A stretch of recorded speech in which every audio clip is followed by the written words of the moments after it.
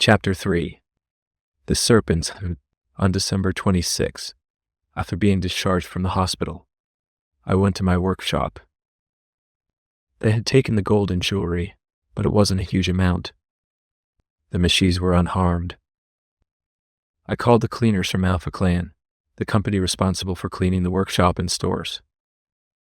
They cleaned everything up.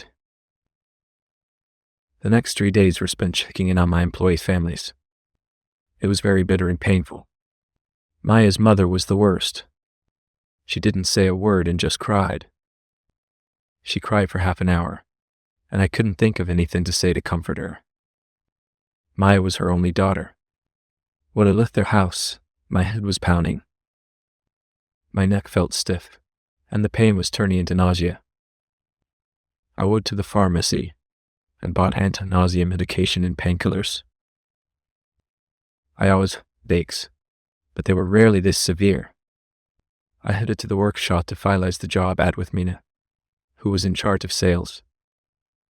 I needed to hire a few more people, and once again, security personnel. This time, I wanted people who wouldn't run away in case of conflict. One of my old friends was in the army. I called him and invited him to dinner with his wife, Layla. They had just had a daughter. Nan loves kids to Layla, and Newt hadn't seen each other in many years. Their mood would change like that. I could also consult my friend Mahmoud, who I used to go to high school with.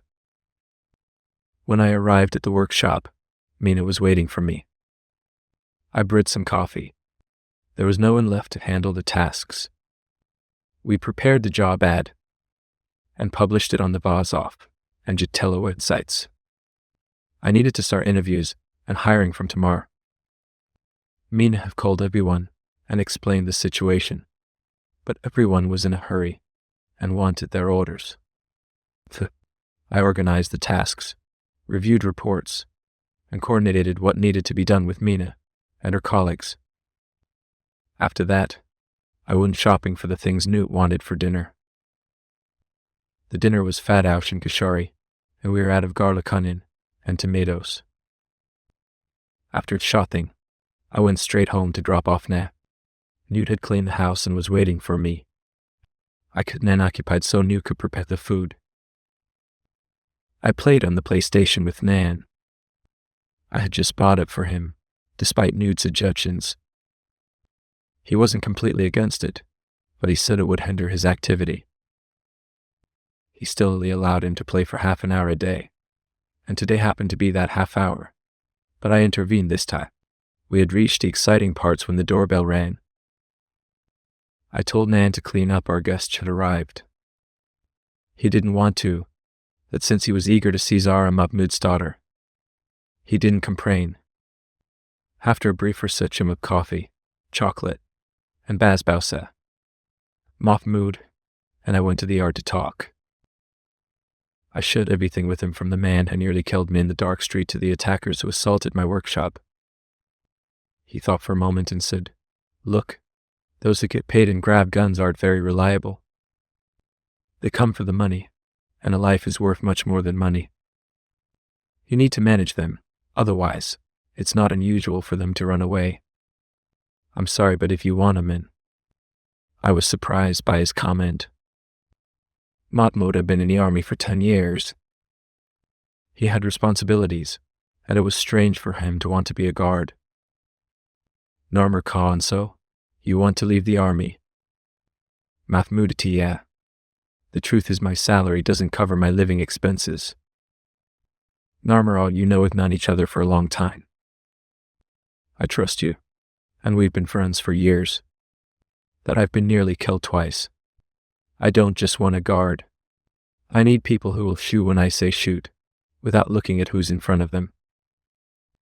Mahmoud, and you think that's not what we're doing now, at least to pay better? His answer was so convincing that I had no reply. I extended my hand, and he shook it. We agreed to continue the conversation the next day at my workshop. The next day was very busy. Mina and I hired 11 people. By 4 o'clock, 73 people had been interviewed, from which we selected 11.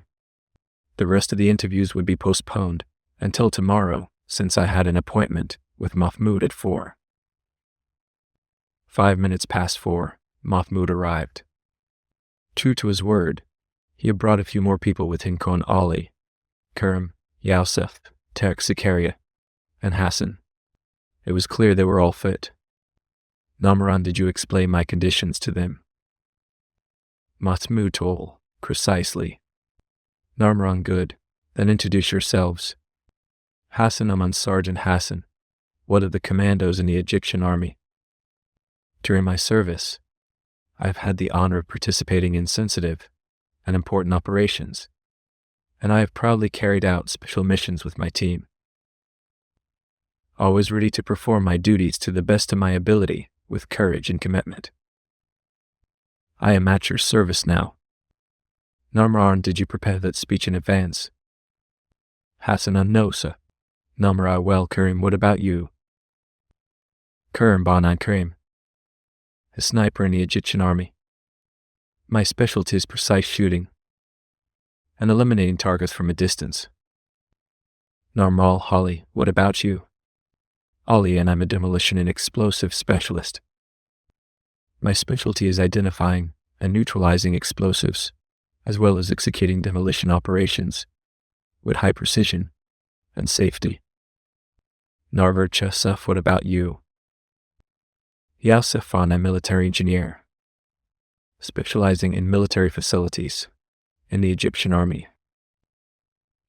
My expertise is in designing, constructing, and maintaining military infrastructure, which is essential for the security and efficiency of the troops. My main specialization is building and reinforcing military bases.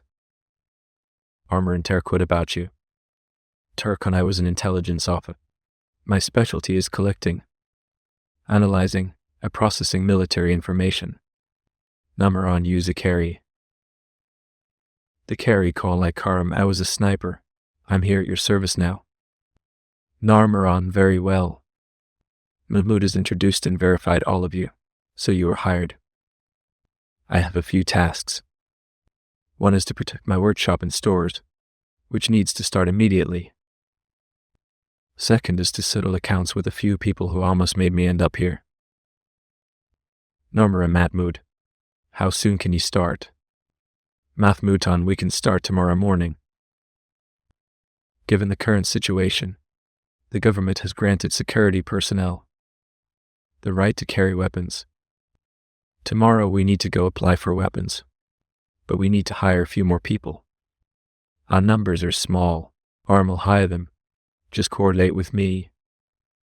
No Luton, yes, sir.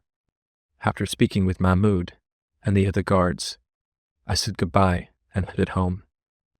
I was very tired and had promised Nan I would buy him a remote control car. I was craving kashari. On the way, I stopped and got 2 servings.